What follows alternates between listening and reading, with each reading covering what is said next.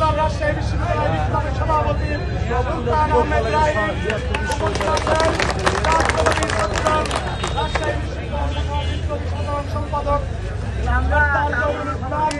রাষ্ট্রপতি ছাত্রদল রাজশাহী বিশ্ববিদ্যালয় শাখার বিপ্লবী সিনিয়র সহ সভাপতি শাকিলুর রহমান সোহাগ, সিনিয়র যুগ্ম সাধারণ সম্পাদক শফিকুল ইসলাম শফিক এবং বিপ্লবী সংগঠন সম্পাদক মাহমুদুল হাসান মিঠু সহ সবাইকে আমাকে বলবো যে ভাইকে সঞ্চালনা করলো না, আমরা এখানে কোনো কর্মসূচি পালন করতেছি না।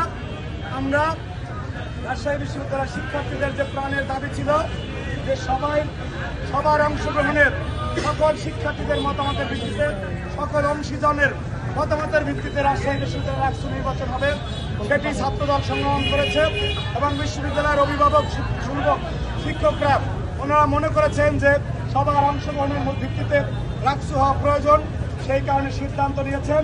আমরা ছাত্রদলের পক্ষ থেকে রাজশাহী বিশ্ববিদ্যালয় কর্তৃপক্ষের এই সিদ্ধান্তকে স্বাগত জানাই। আমরা বলতে চাই, ফাঁসিবাদ বিরোধী আন্দোলনে দীর্ঘ সময় আমরা যারা যুগপৎ আন্দোলনে ছিলাম, আমরা যারা খুনি হাসিনার বিরুদ্ধে একসাথে লড়েছি, তারা কেউ আমাদের শত্রু নয়, তারা সবাই মিলে আমরা বাংলাদেশ করবে ইনশাআল্লাহ।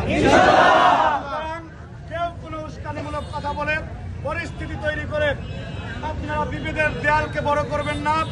আমরা জাতীয়তাবাদী ছাত্রদল গণতান্ত্রিক সহাবস্থান, গণতান্ত্রিক বক্তব্যের প্রতি আমাদের সম্মান রয়েছে, কিন্তু কোনো ধরনের উস্কানি এবং আধিপত্যের রাজনীতিকে আর প্রশ্রয় দেওয়া হবে না। আমরা গণতন্ত্রের স্বার্থে এবং রাজশাহী বিশ্ববিদ্যালয়ের শিক্ষার্থীদের প্রাণের দাবির স্বার্থে আমরা রাজপথে থাকব এবং রাজশাহী বিশ্ববিদ্যালয়ে একটি উৎসব মুখর পরিবেশে সকল শিক্ষার্থীরা ভোট দিয়ে তাদের প্রতিনিধি নির্বাচন করবে